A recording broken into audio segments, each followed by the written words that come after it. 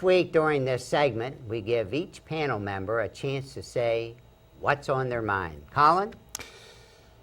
So, and having been out of the country for a couple of weeks, I have come back to the scary reality that we have in terms of our political process. And I'm by no means a religious person, but I'm considering becoming one in terms of praying for our country, because the first Tuesday in November scares me. I think that for the first time in my personal memory, certainly as a voter and in my adult memory of remembering what our political process has been, I think we have the absolute worst two candidates we've had during that entire period of time. And it's pretty frightening. Jim? All right, well, that's a hard one to follow. So this week, our governor announced an executive order that essentially says that schools will not start until after Labor Day, and schools will end by June 15th. So that's going to create, obviously, some scheduling issues.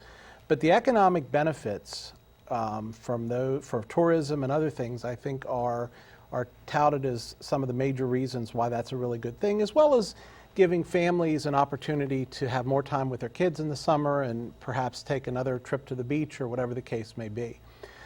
As I said earlier, though, there's very few things in life that are black and white, and this too is nuanced, because some of the things that I thought about is, and I had a chance to understand and learn about the Micah's Backpack Program, which is a program that for families in our community that can't afford to feed their kids in the summer, it provides food for those kids. And there's actually apparently a food truck in Washington County that services some of the schools, and I don't know what schools they are, but also providing meals for kids.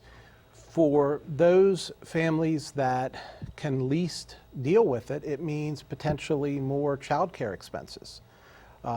So, I guess my point is, I don't know, for me it's probably a good thing. I will love the extra couple of weeks in the summer with my kids. For others, I don't know. So it'll be interesting to see how this thing flushes out.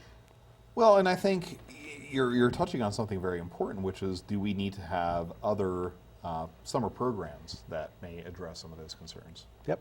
Ron? Each week I talk about the same thing with our veterans and health care.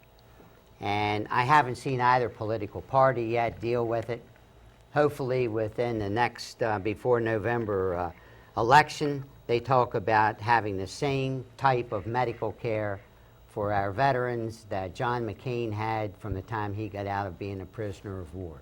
So hopefully that can happen.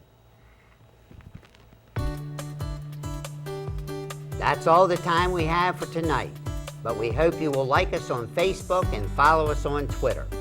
And be sure to join us again next week for another visit to the FlipSide.